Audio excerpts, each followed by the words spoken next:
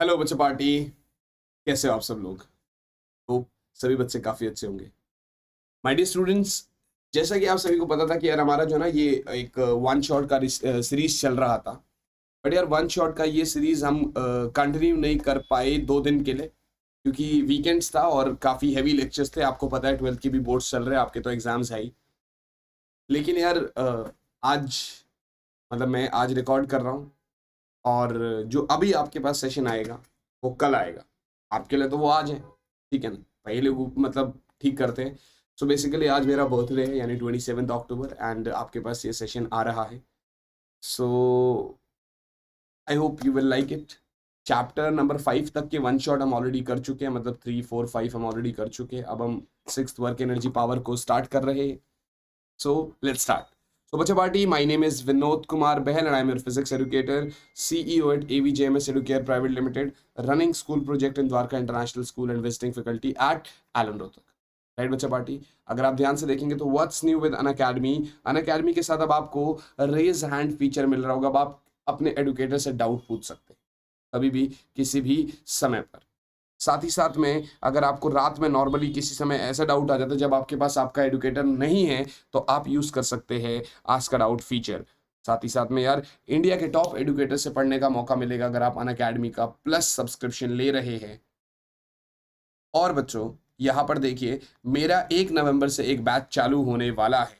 उस बैच में मैं आप लोगों को 1 नवंबर से मेरा बैच चालू होने वाला है, और उस बैच में मैं आप लोगों का रिवीजन और टर्म 2 दोनों कर रहे होंगे। आपको कोड यूज करना है वीके आर्मी।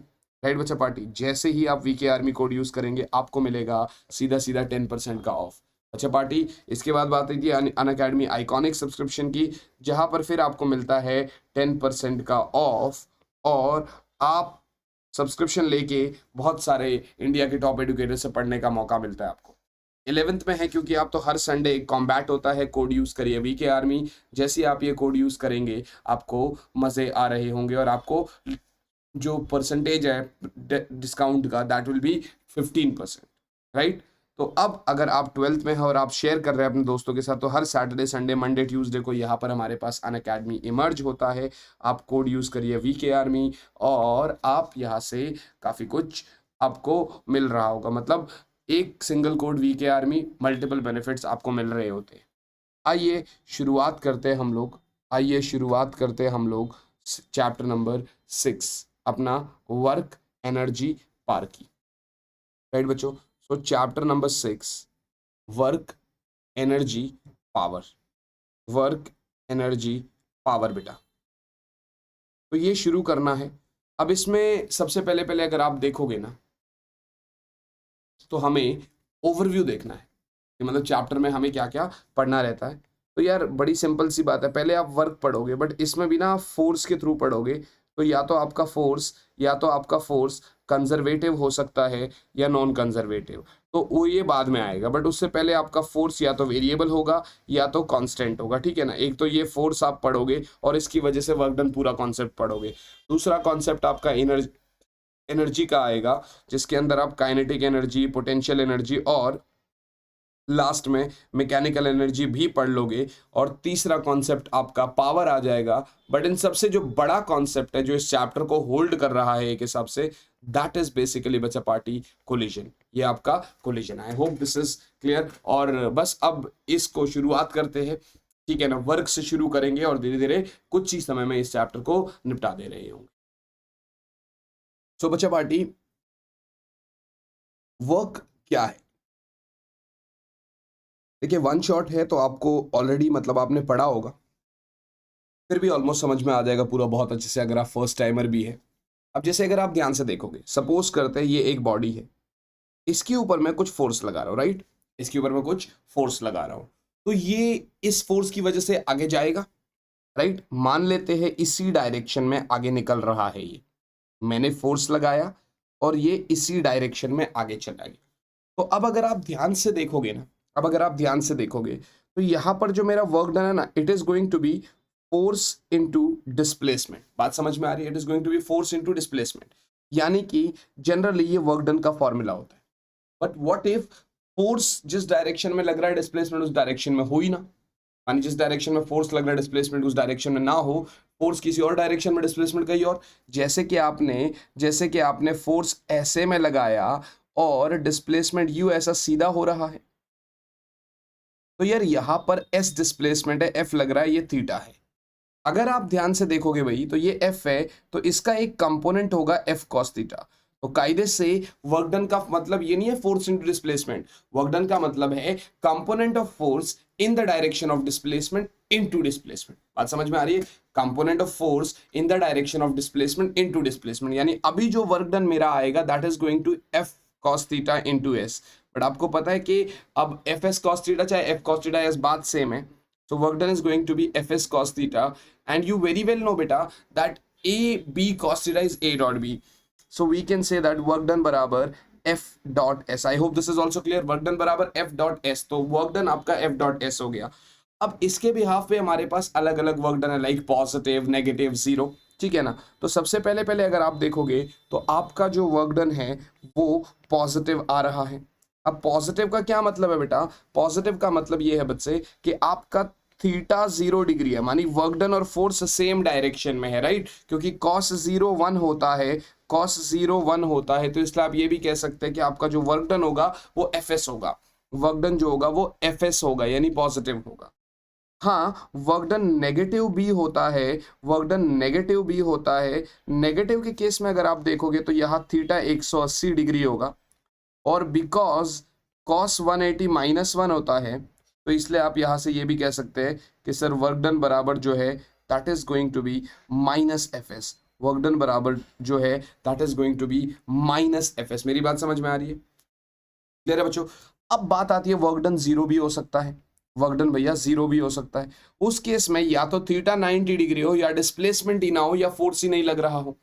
जैसे कि एक कूली का एग्जाम्पल लो, वो बैग पकड़ता है, यू ऐसे उठाता है, तो अगर आप देखोगे उसने बैग यू ऐसा उठाया, वो आगे चल रहा है, डिस्प्लेसमेंट आगे हो रहा है, उसने बैग ऐसे पकड़ा है, तो भाई ये मान लेते हैं इसका डिस्प्लेसमेंट हो रहा है एस, और ये उसने ऐसा फोर्स लगा रखा है, या उसने ऊपर की तरफ को पकड़ रहा है। तो आप अगर कायदे से देखो तो जैसे ये आपका फोर्स है और वो आगे बढ़ रहा है एस डिस्प्लेसमेंट के साथ, तो यहाँ पर एंगल क्या लग रहा है? 90 डिग्री। तो आप कह सकते हैं सर वर्क डन बराबर 0, बिकॉज आपका cos 90 कितना होता है? 0 होता है। ये है वर्क डन। बट ये क्या था? जब कांस्टेंट फोर्स लग रहा था। क्या लग रहा था? कांस्टेंट, मतलब फोर्स समय अनुसार सेम है। बट ऐसा बड़ा रेयर होता है कि फोर्स हमारा कांस्टेंट हो बेटा। तो इस केस में, जब इस केस में ये रेयर वाली कहानी है, तो हमने सोचा कि यार क्यों ना आप फोर्स को वेरिएबल रखें और फिर वर्क डन निकाले। अगर तो फोर्स वेरिएबल होगा, अगर तो फोर्स आपका वेरिएबल होगा, तो उस केस में आप क्या करोगे बेटा? तो उस एक सेकंड होल्ड करिएगा बच्चा party, just give me a second. थोड़ा सा ना मैं यहाँ से इसको मैनेज कर लेता हूँ, just give me a second guys. हाँ चलो, एवरीथिंग इज मतलब विजिबल। तो फोर्स अगर वेरिएबल है बच्चे, अब वेरिएबल का मतलब ये है कि कभी कुछ है तो कभी कुछ है। जैसे मान लेते हैं कि अगर हम यहाँ से डिस्प्लेसमेंट निकाल रहे हैं, ये एफ है, ठीक है ना। तो इस केस में अब जनरली अगर नॉर्मल देखा जाए तो बड़े एरियाज में डिवाइड करेंगे तो नॉर्मल समेशन हो जाएगा। बट जैसे आपने छोटे छोटे एरियाज में डिवाइड किया, आपको पहले भी पता है कि अगर ये dx है और आपको जैसे एक पॉइंट से बी पॉइंट तक देखना है, तो उस केस में आप सीधा सीधा कह सकते हो कि सर आपका इंटीग्रेशन कर लो वेरिएबल कहानी में। ये हम बहुत बार पढ़ चुके हैं, तो वन शॉट में मैं ये सारी चीजें नहीं बता रहा आपको। तो यहाँ पर जो वर्क डन होता है बेटा वो सीधा सीधा होता है एफ डॉट डी एक्स का इंटीग्रेशन। मेरी बात समझ में आ रही है? इंटीग्रेशन का मतलब क्या होता है? बहुत छोटे छोटे छोटे पार्ट्स का समेशन करना। So work done is F dot D X का integration. I hope you guys are getting this part, ठीक है ना। अब जैसे ही मैं ये वर्क डन करता हूं तो इसका यूनिट क्या होता है? इसका यूनिट बेटा जूल होता है, जे स्मॉल में लिखते हैं, ठीक है ना। और ये तो ऐसा यूनिट है। सीजीएस की अगर आप बात करते हैं तो सीजीएस में अर्ग होता है, और आपको वैसे भी पता है कि 1 जूल बराबर 10 की पावर आपका, जैसे नॉर्मली 5 डाइन होता है तो 1 न्यूटन, तो ये 10 की पावर 7 अर्ग होता है। बात समझ में आ गई? तो ये अपने पास एक कॉन्सेप्ट सा है। हाँ, यहाँ पर जहाँ पर इंटीग्रेशन वाली कहानी होती है, आप ये भी कह सकते हैं कि sir area under F S curve gives us work done. हमें एफ एस कर्व का एरिया जो है वो क्या दे रहा होता है? वो हमें वर्क डन देता है। Area under F S curves gives us work done. I hope this is also clear बच्चे। ये भी आप सभी बच्चों को मेरी बात समझ में आ गई, मैं क्या बोलने की कोशिश कर रहा हूँ। तो सर ये कॉन्सेप्ट, अब थोड़ा सा आगे देखते हैं भाई। फोर्स अपना वेरिएबल वाला ये पूरा कॉन्सेप्ट हमने पढ़ लिया, आगे चलते हैं और आगे उस तरीके से देखने की कोशिश करते हैं। सर एक काम करते हैं ना, सीधा सीधा एनर्जी की तरफ चलते हैं। एनर्जी की तरफ चले ना बेटा अगर, तो आप ये कह सकते हैं कि सर एनर्जी वाले केस में energy is basically capacity of doing work done. Energy is basically capacity of doing work done बेटा। एनर्जी का मतलब ही है वर्क डन करने की कैपेसिटी। समझ में आया कि नहीं आया? ठीक है ना, मतलब मेरे पास इतनी है, मेरे पास 4 जूल काम करने की क्षमता है, दैट क्षमता is known as energy, right. Unit इसका भी जूल रहता है, यूनिट इसका भी जूल रहता है, डायमेंशन इसका भी सेम रहता है जैसे वर्क डन का है, यानी ml2t-2, यानी ml2t-2। I hope this is clear to you all. तो एक पार्ट हो गया, दूसरा पार्ट हो गया। तीसरे पार्ट की अगर हम बात करें बच्चों, तीसरी पार्ट की अगर हम बात करें तो आप यहां से एक और बात कह सकते हैं, और बड़ी क्लियर बात कह सकते हैं आप लोग, बड़ी क्लियर बात कह सकते हैं यहां से आप लोग, क्या कि सर देखो यूनिट जूल हो गया, डायमेंशन ml2t-2 हो गया, ये अपना क्लियर हो गया, ठीक है ना। अब एनर्जी की बात करते हैं तो energy the capacity of doing work. यहां पर अपने पास डिपेंड करेगा फोर्स के लिए कि भैया फोर्स जो है वो इधर कंजर्वेटिव है या नॉन कंजर्वेटिव। मेरी बात समझ में आ रही? फोर्स या तो कंजर्वेटिव होगा या तो नॉन कंजर्वेटिव होगा। फोर्स या तो कंजर्वेटिव होगा या तो नॉन कंजर्वेटिव होगा। कंजर्वेटिव का मतलब जो रास्ते पर डिपेंड नहीं करता, do not depend on path, do not depend on path, ठीक है ना। और ये जो रास्ते पर डिपेंड करता है, डिपेंड्स ऑन पाथ। जैसे कि इस केस में फ्रिक्शन की बात करें हम लोग, और इस केस में हम ग्रेविटेशनल फोर्स की बात करें। भाई बड़ी सिंपल सी बात है, बड़ी सिंपल सी बात है। फ्रिक्शन का मतलब ये जिस डायरेक्शन में आप जाओगे ना बेटा, उसी डायरेक्शन में, जिस डायरेक्शन आपका मोशन हो रहा होगा उसके अपोजिट डायरेक्शन में फ्रिक्शन लग रहा होगा। Got it? बट यहाँ पर जो डिपेंड नहीं करता जैसे ग्रेविटेशनल, अब ये मैं आपको पढ़ाऊंगा। तो फिलहाल एनर्जी में हम लोग 3 किस्से पढ़ रहे हैं। एक आपका काइनेटिक एनर्जी, एक आपका काइनेटिक एनर्जी, एक आपका पोटेंशियल एनर्जी, एक आपका पोटेंशियल एनर्जी, और एक आपका मैकेनिकल एनर्जी, और एक आपका mechanical energy. I hope this is clear. तो सर काइनेटिक एनर्जी क्या है, पोटेंशियल क्या है, और मैकेनिकल एनर्जी क्या है? सबसे पहले पहले आप काइनेटिक एनर्जी की बात कर लेते हैं। सबसे पहले पहले हम लोग काइनेटिक एनर्जी की बात कर लेते हैं बेटा। अगर हम काइनेटिक एनर्जी की बातचीत कर रहे हैं यहाँ पर, तो आप इसमें इजीली देख सकते हैं कि sir energy acquired by motion, ठीक है ना, energy acquired due to motion, ठीक है ना, energy acquired due to motion. बेटा बात समझ में आ गई? यानी मोशन की वजह से एनर्जी जो बॉडी को मिल रही है ना, तो आप इसको बोल सकते हैं that energy is known as kinetic energy. Kinetic energy को जनरली हम कभी के से कभी के ई से डिनोट करते हैं। तो काइनेटिक एनर्जी क्या होती है बेटा? काइनेटिक एनर्जी होती है हाफ एम वी स्क्वायर। क्या होती है kinetic energy? Half M V square. Got it guys? अब जनरली इसकी कुछ रिलेशंस होते हैं, फिर मेन जो मेरा होता है ना वो वर्क एनर्जी थ्योरम होता है। तो काइनेटिक एनर्जी का कुछ रिलेशन ये होता है कि अगर मैं ये बोल रहा हूँ कि काइनेटिक एनर्जी बराबर हाफ एम वी स्क्वायर, मैंने एक काम कर रहा हूँ, एम से इसको मल्टीप्लाई भी कर रहा हूँ, एम से इसको डिवाइड भी कर रहा हूँ, ठीक है ना। सर ये क्यों किया? अभी इसका रीजन बताऊंगा why I am doing this. तो ये हो जाएगा बेटा M square V square by 2m, ये हो जाएगा एम वी का होल स्क्वायर बाई 2m, यानी पी स्क्वायर बाई 2m, यानी पी स्क्वायर बाई 2m। तो अक्सर में ये एक क्वेश्चन पूछ सकता है कि सर मोमेंटम इतना बढ़ा दिया तो काइनेटिक एनर्जी कितना बढ़ेगा, मोमेंटम इतना घटा दिया तो काइनेटिक एनर्जी कितना बढ़ेगा। साथ ही साथ में मोमेंटम का भी रिलेशन आ सकता है, यहाँ से पी स्क्वायर 2m के हो जाएगा तो पी हो जाएगा अंडर रूट 2m के। तो ये दो रिलेशन है, यानी के बराबर पी स्क्वायर बाई 2m या फिर पी बराबर अंडर रूट 2m के। ये दो काफ़ी बढ़िया रिलेशंस है जो आपको जानने के लिए ज़रूरी रहेंगे, जो आपको जानना चाहिए, क्योंकि इससे क्वेश्चन पूछता है।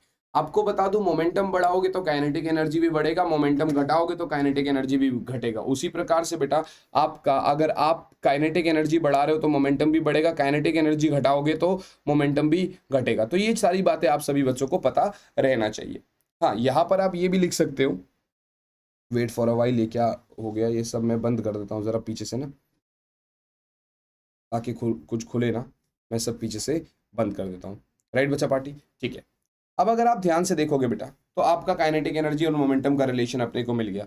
बट यार यहाँ से ना जो मेन पार्ट है that is work energy theorem, जो एक बढ़िया पार्ट वो हमसे पूछता है that is work energy theorem, work energy theorem बेटा। और ये वर्क एनर्जी थ्योरम क्या है, ये मैं किसके लिए कर रहा हूँ, ये मैं वेरिएबल फोर्सेस के लिए कर रहा हूँ। नॉर्मल फोर्सेस के लिए तो आप नॉर्मली कर दोगे, बट मैं वेरिएबल फोर्सेस की बात कर रहा हूँ।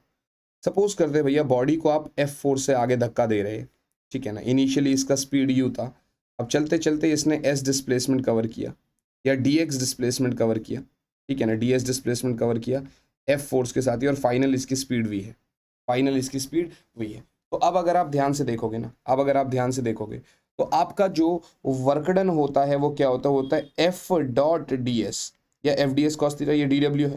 तो टोटल वर्क डन के लिए आपको क्या करना पड़ेगा, डी डब्ल्यू को करना पड़ेगा इंटीग्रेशन, हमने कर दिया। एफ की जगह आप क्या लिख सकते हो, M A into D S, ठीक है ना, ठीक है ना, बात समझ में आ रही है सर, अपने को पता है ये बात। तो अब अगर आप ध्यान से देखोगे तो आपने कहा सर वर्क डन बराबर M A into D S, ठीक है ना।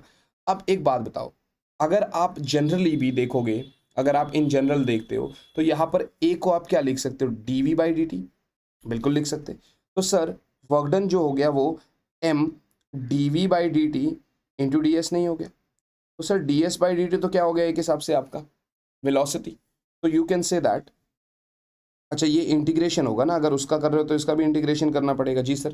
तो इसका मतलब सर वर्क डन बराबर हो गया, एम बाहर आ जाएगा integration of V D V, कहाँ से कहाँ तक, आप यू से वी तक लेके जा रहे हो, आप कहाँ से कहाँ तक लेके जा रहे हो, यू से वी तक लेके जा रहे हो।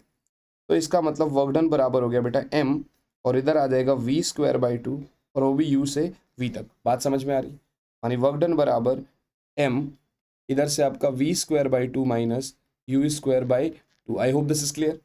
तो यहाँ से अपने को एक चीज़ पता चली कि सर वर्क डन बराबर M V square by two minus M U square by two, और you can say work done बराबर kinetic energy final minus kinetic energy initial, या तो आप कह सकते हो सर वर्क डन बराबर चेंज इन काइनेटिक एनर्जी। तो सर वर्क एनर्जी थ्योरम हमसे क्या कह रहा है, वर्क एनर्जी थ्योरम कह रहा है कि सर अगर शर्त यहाँ पर कह रहा है कि अगर फोर्सेस कंजर्वेटिव है, यानी ऐसे फोर्सेस है जो रास्ते पर डिपेंड नहीं कर रहे हैं, if forces are conservative then work done by these forces, work done by these forces basically is equals to change in kinetic energy of a body। इन सभी फोर्सेस की वजह से जो वर्क डन हो रहा है वो क्या हो रहा है आपका change in kinetic energy of a body के बराबर हो रहा है। मेरी बात समझ में आ रही? So this is your work energy theorem. I hope this is clear to you all. मेरे हिसाब से आप सभी बच्चों को बात समझ में आ रही हो। आगे चलते हैं बच्चों, थोड़ा सा आगे चलते हैं बेटा। हमने वर्क एनर्जी थ्योरम कर लिया, अब थोड़ा सा आगे देखते हैं बच्चे। नाउ लेट्स मूव अहेड बच्चे। वर्क एनर्जी थ्योरम हो गया अपना। अब सीधा सीधा हम पढ़ते हैं पोटेंशियल एनर्जी की तरफ। किसकी तरफ? पोटेंशियल एनर्जी की तरफ। अगर तो आप पोटेंशियल एनर्जी में मेरा साथ दे रहे हैं या हम पोटेंशियल एनर्जी की तरफ चल रहे हैं, तो यहाँ पर ये हो सकता है बच्चे, पोटेंशियल एनर्जी में ये हो सकता है कि sir energy acquired due to its configuration, मतलब energy acquired by body by virtue of its configuration. Energy acquired यानी पोजीशन, साइज, हाइट, ये सब चीज, ठीक है ना, बाय वर्च्यू ऑफ कन्फिग्रेशन। बेटा बात समझ में आई? ठीक है ना।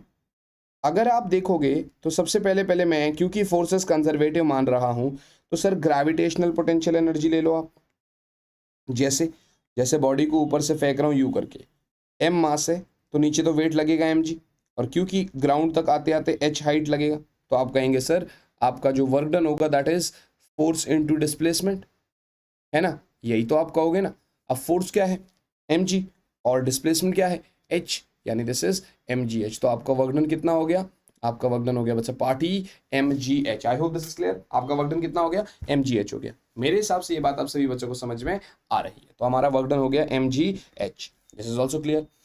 अब जब आप वर्क डन को एम जी एच मान के चल रहे हैं, तो इसका मतलब सर यहां से आप एक और चीज कहते हैं which is mechanical energy. Sir अगर फोर्स कंजर्वेटिव है ना, सर अगर फोर्सेस कंजर्वेटिव है ना, सर अगर फोर्सेस कंजर्वेटिव है ना, तो पहले तो मैकेनिकल एनर्जी के बारे में जान लो, ठीक है ना। यहाँ पर फोर्सेस कंजर्वेटिव बोल रहा हूँ मैं आपसे, बट वैसे भी आप मैकेनिकल एनर्जी के बारे में जान लो। जो मैकेनिकल एनर्जी है ना बेटा, that is basically sum of kinetic energy and, ठीक है ना, जो आपका मैकेनिकल एनर्जी है ना, that is basically sum of kinetic energy and sum of kinetic energy and potential energy, right guys. तो mechanical energy is basically sum of kinetic energy and potential energy. अगर आप ध्यान से देखेंगे तो कहता है if F is conservative then then then mechanical energy is mechanical energy is conserved, यानी वो हर एक जगह पर सेम रहेगा। अब इस केस में आप कैसे करते हो, तो हम यहाँ पर ना ऐसा करते हैं बेटा, ए पॉइंट से इसको बी पॉइंट तक लेकर आते, मतलब ग्राउंड पे तो एच हाइट है, ठीक है ना, ये पूरा हम आपको ऐसा करते और फिर बी से सी तक लेके आते। अगर तो आप यहाँ से यहाँ तक एक्स हाइट मान के चल रहे हैं तो ये क्या होएगा, एच माइनस एक्स। जी सर बिल्कुल सही बात है, ग्राउंड पे एच हाइट है ना सर। ए पॉइंट पे अगर आप देखोगे तो वेलोसिटी जीरो है, क्योंकि इनिशियली टॉप पॉइंट पर वेलोसिटी जीरो रहता है। बी पॉइंट पे निकालने के लिए आप V square minus U square बराबर 2as करते, यहाँ पर क्योंकि ऊपर से नीचे आ रहा है तो जी हो जाएगा। तो वी एट ए, ये तो वी एट बी है, फाइनल बी पॉइंट पे आप फेंक रहे हो उसको, तो वी एट बी का स्क्वायर माइनस वी एट ए का स्क्वायर बराबर 2gx बेटा, ये तो जीरो हो गया। तो आप ये कह सकते हो सर वी बी स्क्वायर बराबर 2gx, और अगर ए से सी तक भेजोगे तो 2gh कवर करेगा, तो वी सी स्क्वायर बराबर 2gh। I hope this is also clear. अब यार ए पॉइंट पर देखो, पहले पहले तो आप पॉइंट ए पर देखो, पहले तो आप पॉइंट ए पर देखो, क्या देखोगे, काइनेटिक एनर्जी क्या होगा, half M V A square यानी जीरो। पोटेंशियल एनर्जी क्या होगा, ग्राउंड से हाइट कितनी है एच, तो एम जी एच। तो मैकेनिकल एनर्जी क्या होगा, that is basically potential energy plus kinetic energy, यानी आपको मिला ये सिर्फ एम जी एच। तो सर ए पॉइंट पर तो ना मैकेनिकल एनर्जी जो है वो आपकी एम जी एच बन गई। कॉन्सेप्ट समझ में आ गया। आइए बी पॉइंट पर देखते हैं, ये बी पॉइंट पर देखते हैं, ठीक है ना। एट पॉइंट बी, अगर आप बी पॉइंट पर देखेंगे तो sir kinetic energy B point पर क्या होगा, half M V B square. जी सर, माने आप कह सकते हो कि सर हाफ एम और वी बी स्क्वायर माने 2gx, यानी ये हो जाएगा एम जी एक्स, ये हो जाएगा एम जी एक्स। और पोटेंशियल एनर्जी के लिए जनरली लोग एक्स हाइट लेते हैं कि उसने एक्स कवर किया होगा, बट जहां पर बॉडी होता है ना उसको देखते हैं कि वो ग्राउंड से कितनी दूरी पर है, तो फिर पोटेंशियल एनर्जी माना जाता है, यानी एम जी इंटू ग्राउंड से कितना दूरी है, एच माइनस एक्स। और you can say M G H minus M G X, M ji H minus M G X. तो नाउ यू कैन से कि अगर ये पोटेंशियल एनर्जी है तो sir potential energy plus kinetic energy अगर आप करोगे ना, मानिए अगर आप मैकेनिकल एनर्जी की बात करते हैं, that is sum of kinetic energy plus potential energy, और you can say M G x, ठीक है ना, प्लस एम जी H minus M G x.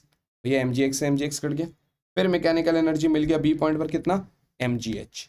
यानी आपको ए पॉइंट पर भी मैकेनिकल एनर्जी एम जी एच मिल रहा था और आपको बी पॉइंट पर भी मैकेनिकल एनर्जी एम जी एच मिल रहा है। आइए सी पॉइंट पर देखते हैं, शायद हमारी किस्मत चमक जाएगी और शायद सी पॉइंट पर भी सेम मिलेगा।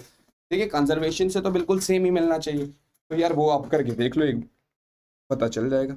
यानी एट पॉइंट सी भैया काइनेटिक एनर्जी क्या है सी पॉइंट पर, half M V C square, मानी हाफ एम और वी सी स्क्वायर क्या है, 2gx 2gh, तो ये हो जाएगा एम जी एच, क्योंकि ग्राउंड से उस पॉइंट की कोई दूरी है नहीं, तो पोटेंशियल एनर्जी जीरो, तो मैकेनिकल एनर्जी क्या हो गया, एम जी एच ही तो हो गया सी पॉइंट पर भी, आया ना, प्लस करोगे तो जीरो प्लस एम जी एच ही आएगा।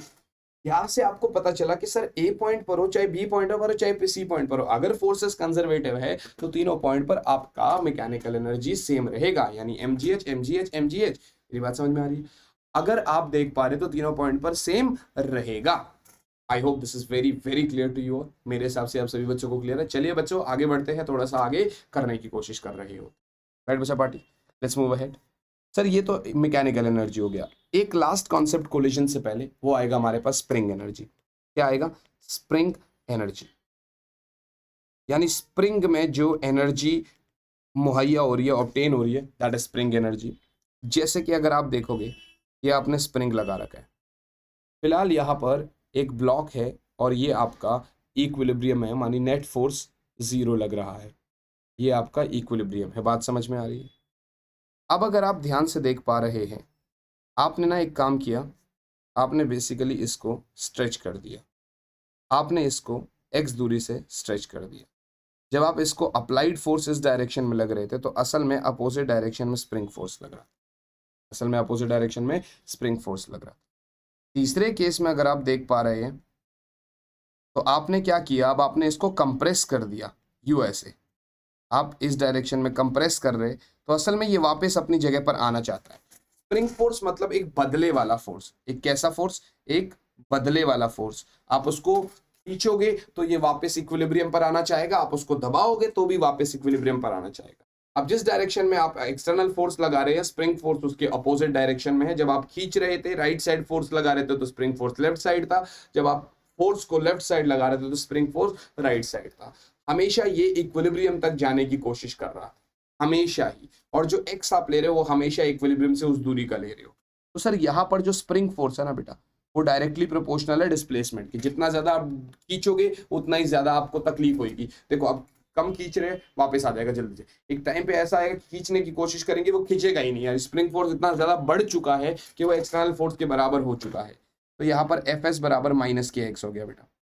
बट यार स्प्रिंग फोर्स कुछ वर्क डन भी करेगा अगर आप फोर्स भी लगेगा और डिस्प्लेस भी कराओगे। तो यू कैन से यार work done bye spring force, आप कह सकते हो बच्चों work done bye spring force, ठीक है ना, work done bye spring force. मेरी बात समझ में आ रही, स्प्रिंग फोर्स के थ्रू वर्क डन करने का।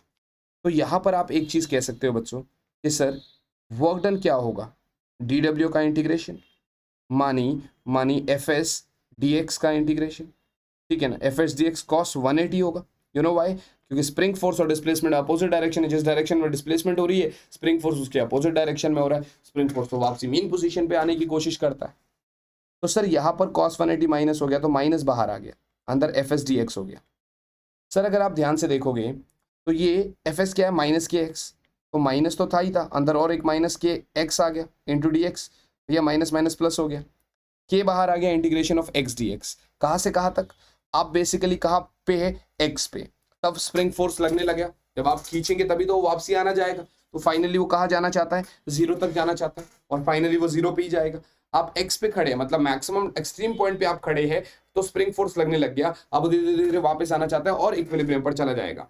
तो इसका मतलब सर आप यहाँ से देखिएगा इस डायरेक्शन में, तो सर के ये हो जाएगा एक्स स्क्वायर बाई 2, वो भी एक्स से जीरो। तो इसका मतलब के, इसका मतलब एक बार ही आप क्या करोगे, K zero minus X square by 2, ये हो जाएगा आपका minus K X square by 2। I hope this is very very clear to you. तो ये हो गया आपका minus K X square by 2। मेरी बात समझ में आ रही है, ये क्या हो गया, minus K X square by 2। तो इसका मतलब अगर कोई आपसे पूछे कि sir what is the work done bye spring force, तो आप सीधा सीधा कह सकते हैं sir work done bye spring forces minus K X square by 2।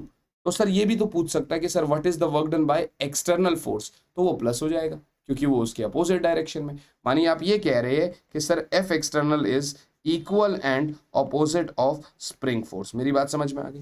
तो ये था एक छोटा सा कॉन्सेप्ट स्प्रिंग में एनर्जी तक, यानी अभी तक आप एनर्जी और वर्क डन पढ़ चुके हैं। एक बारी पावर भी थोड़ा सा कर लीजिए, उसके बाद सीधा सीधा अपना कोलिजन स्टार्ट कर देंगे, फिर तो कोलिजन टॉपिक रह गया बस, फिर तो सब चीज हो ही गया हमारा। आइए पावर की शुरुआत करते हैं। सर पावर क्या है, सभी को मैंने इसलिए बोला था बेटा ये वीडियोस इसलिए आपके कामदायक है क्योंकि यहाँ पर मैं आप लोगों से बातचीत नहीं कर रहा, यहाँ पर लाइव में वो डिस्ट्रैक्शन नहीं है। यहाँ पर बस 1-1.25 घंटे में अपना चैप्टर फटाफट फिनिश किया, आपने उसको 2x2 में देखा और अपना चला लिया हमने, ठीक है ना। तो अब बात आती है बच्चे पावर की।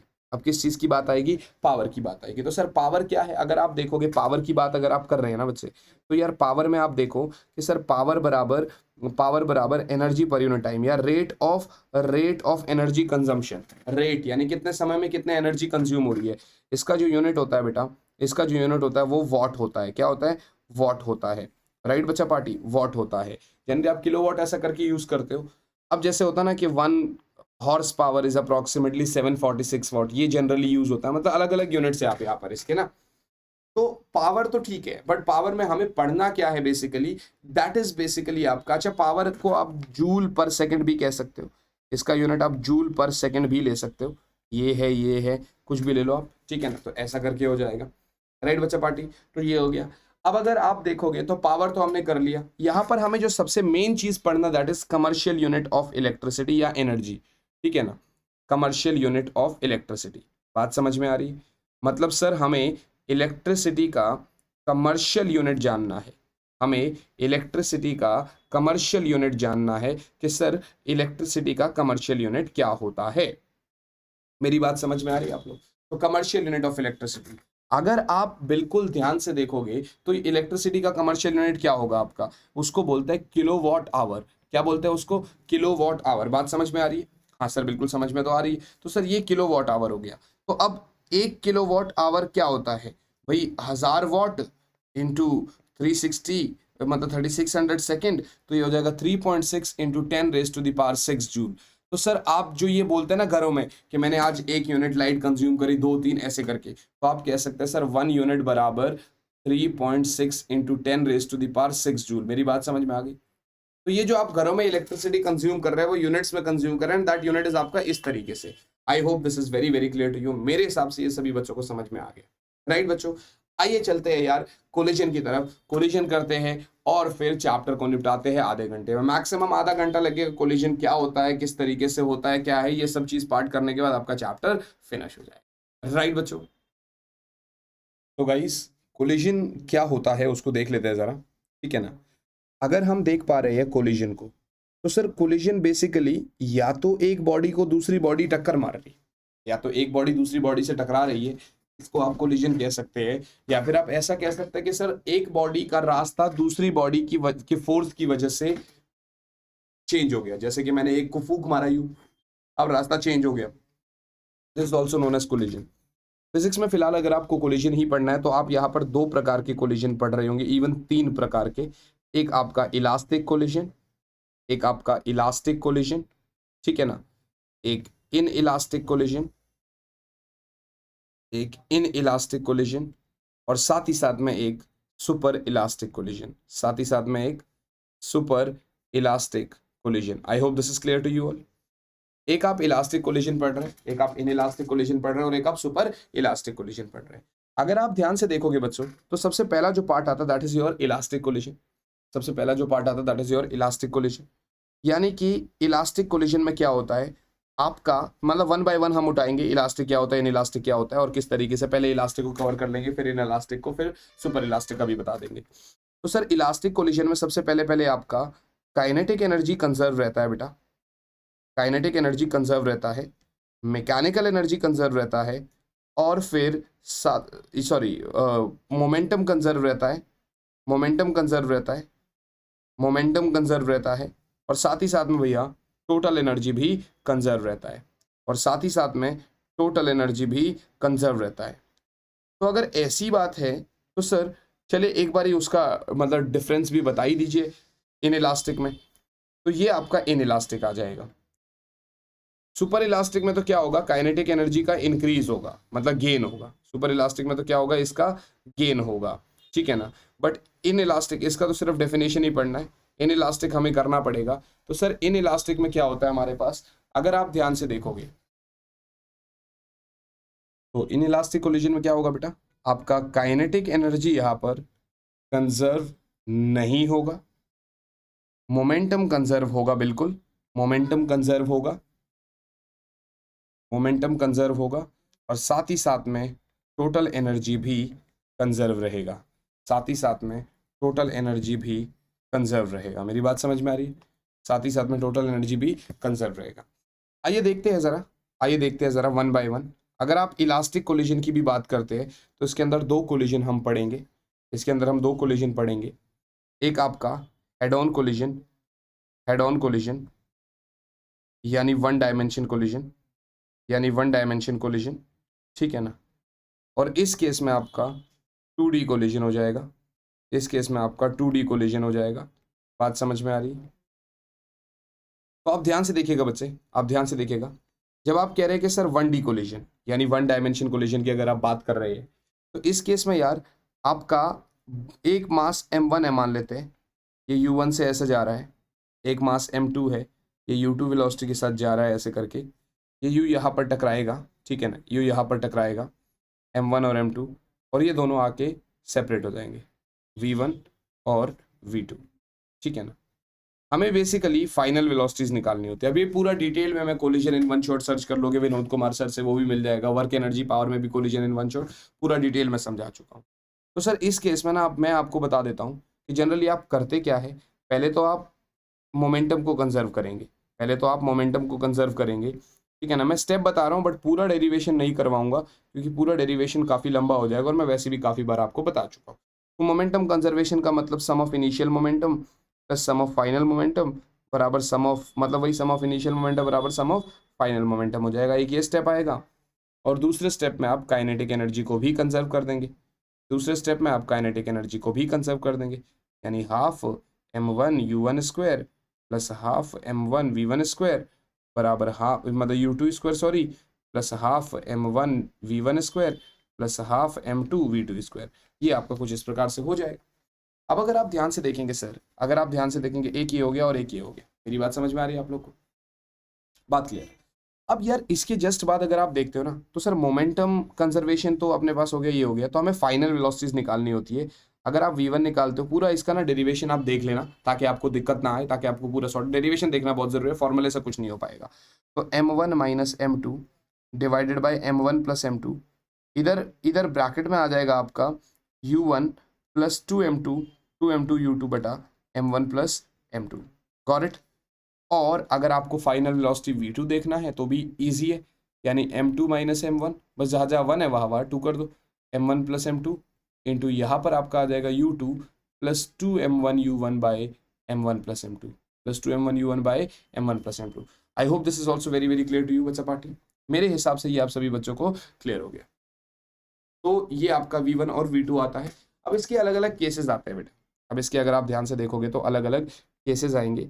लाइक आपका ध्यान से देखिएगा, v1 तो आपका आ गया m1 minus m2 upon m1 plus m2, bracket में आ गया u1 प्लस 2m2 u2, ठीक है ना। और साथ ही साथ में v2 आपका आ गया, देखो नीचे भी आपका m1 प्लस m2 लगा लेना, भूल मत जाना। इधर से आपका m2 माइनस m1, इधर नीचे में m1 प्लस m2, इधर अगर आप देखोगे तो ये u2 हो जाएगा plus 2m1u1 by m1 plus m2।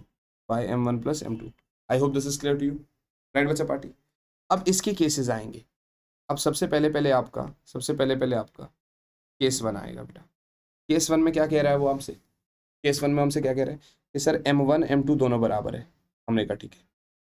तो अब अगर आप देखोगे तो v1 क्या हो जाएगा, पहले वाला पार्ट 0 हो जाएगा, तो इधर से सिर्फ u2 आ जाएगा और v2 u1 आ जाएगा। ये आप देखोगे तो आपको ऐसा लगेगा कि सर जैसे अगर एक बॉडी जा रही है, दूसरी बॉडी भी जा रही है, एक 10 मीटर पर सेकंड से, दूसरी 20 मीटर पर सेकंड से, बट इक्वल मासेस की बॉडी है। टकराने के बाद जो 10 से जा रही थी वो 20 से चली जाएगी और जो 20 से जा रही थी वो 10 से चली जाएगी। तो ये है आपका पहला केस, बट यहीं पर केसेस ख़त्म नहीं होंगे। अब हमारे पास केस 2 भी आ रहा होगा। केस 2 में अगर आप देखोगे तो m1 m2 जो है वो आपका क्या होगा, मतलब केस 2 में अगर आप देखोगे तो m1 m2 जो है बच्चे वो आपका m के ही बराबर है, बट u2 रेस्ट पर है, u2 0 मानी रेस्ट पर है। तो इस केस में अगर आप देखोगे तो v1 क्या आएगा आपका, पहले वाला पार्ट तो आपका 0 हो जाएगा, ये भी 0 हो जाएगा, तो v1 रेस्ट पे आ जाएगा। यानी एक बॉडी आ रही है, दूसरी बॉडी रेस्ट पर है, टकराएगी तो जो रेस्ट पर है वो तो चलने लग जाएगी, बट दूसरी वाली रेस्ट पर आ जाएगी। v2 किस वेलोसिटी से चलेगी, जिससे वो आ रही थी। ये था केस 2।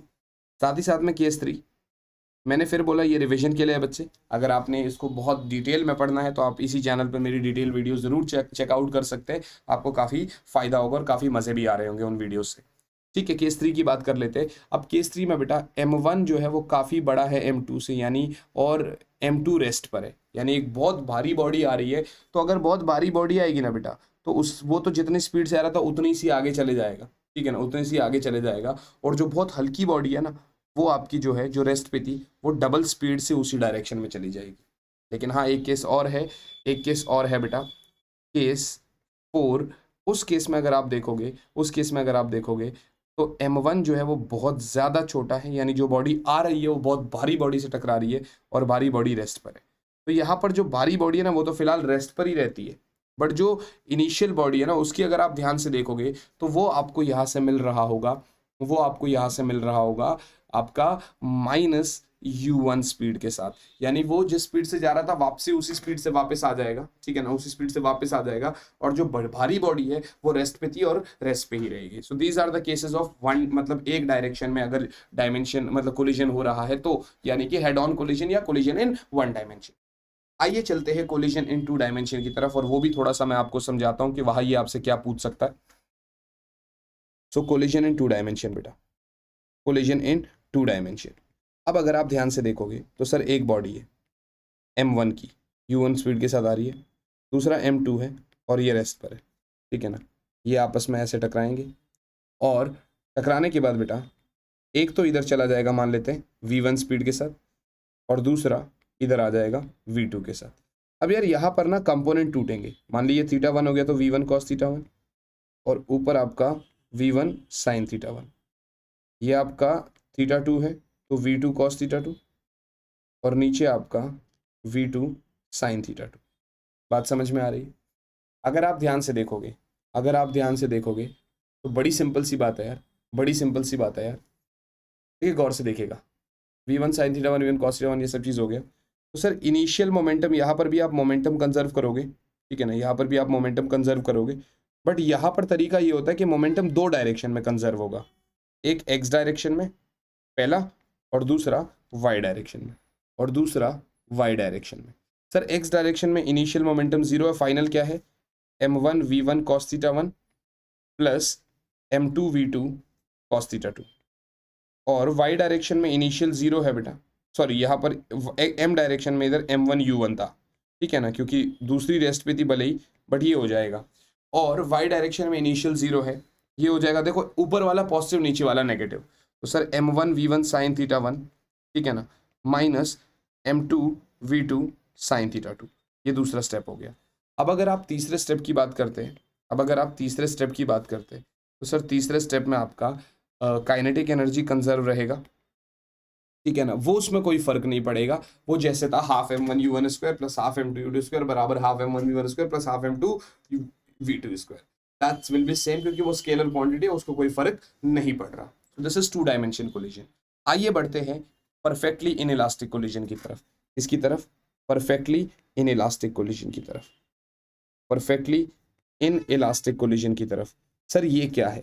ये जो परफेक्टली इन इलास्टिक कोलिजन है ना बेटा, इसका मतलब ये होता है कि सर एक बॉडी है, वो आ रही है u1 स्पीड के साथ, एक है u2 के साथ ऐसे जा रही है, मतलब एक रेस्ट पे मान लेते, ठीक है ना, इसको रेस्ट पे मान लेते, और टकराने के बाद यार दोनों के दोनों ना आपस में कॉमन स्पीड के साथ जा रहे हैं v के साथ। बात समझ में आ रही?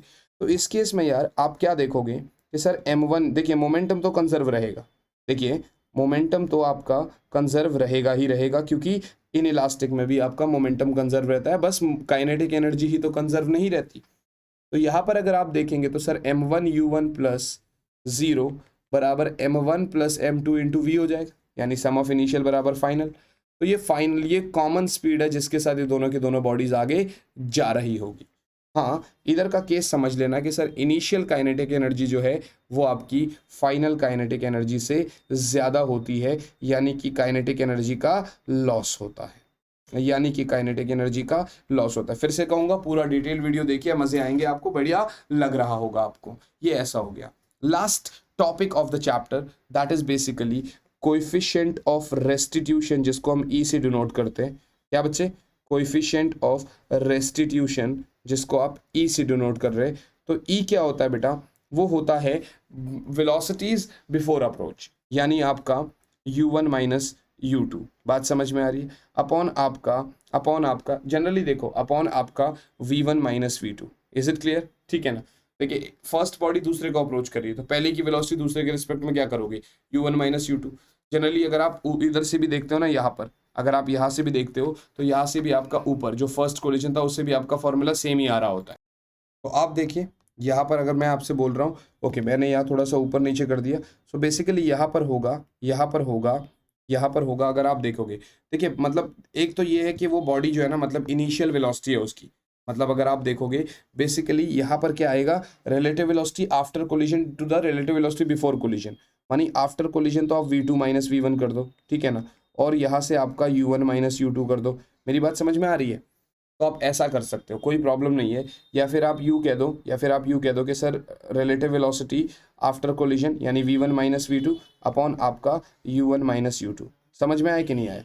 अब बेसिकली अगर आप डिपेंड कर रहे हो ना, तो सर ई पर ही डिपेंड हो रहा है मेरा बेसिकली, यानी कि ई की वैल्यू आपकी 0 भी हो सकती है, 1 भी हो सकती है, 0 से बड़ी और 1 से छोटी भी हो सकती है। अगर ई 0 है तो इसका मतलब आपका बेसिकली क्या हो गया? तो आपका जो फाइनल जो मतलब रिलेटिव वेलोसिटी बिफोर कोलिजन है वो आपका ये हो गया। तो यहाँ पर परफेक्टली इन इलास्टिक कोलिजन हो गया, यहाँ पर परफेक्टली इन इलास्टिक कोलिजन हो गया। सर E1 है तो इलास्टिक कोलिजन हो गया, और अगर E 0 से बड़ा है और 1 से छोटा है तो इन इलास्टिक कोलिजन हो गया, और अगर E जो है वो 1 से भी बड़ा हो गया यानी कि काइनेटिक एनर्जी गेन हो रही है, E 1 से भी बड़ा है, तो उस केस में सुपर इलास्टिक कोलिजन हो जाएगा, सुपर इलास्टिक कोलिजन हो जाएगा। आई hope you guys get this point. ये आप सभी बच्चों को मेरा चैप्टर अच्छे से समझ में आ गया होगा। आपको अच्छा लगा होगा तो लाइक ज़रूर करिएगा बच्चा पार्टी, शेयर करिएगा और सब्सक्राइब करिएगा। साथ ही साथ में बच्चों VK आर्मी कोड को ज़्यादा से ज़्यादा शेयर करिए, क्योंकि this code is for you by VK sir. मिलते हैं बच्चों आपसे नेक्स्ट चैप्टर यानी कि ग्रेविटेशन में। तब तक के लिए बच्चा party, all the very best guys, bye बच्चों, यस, गुड नाइट, जय हिंद बच्चों।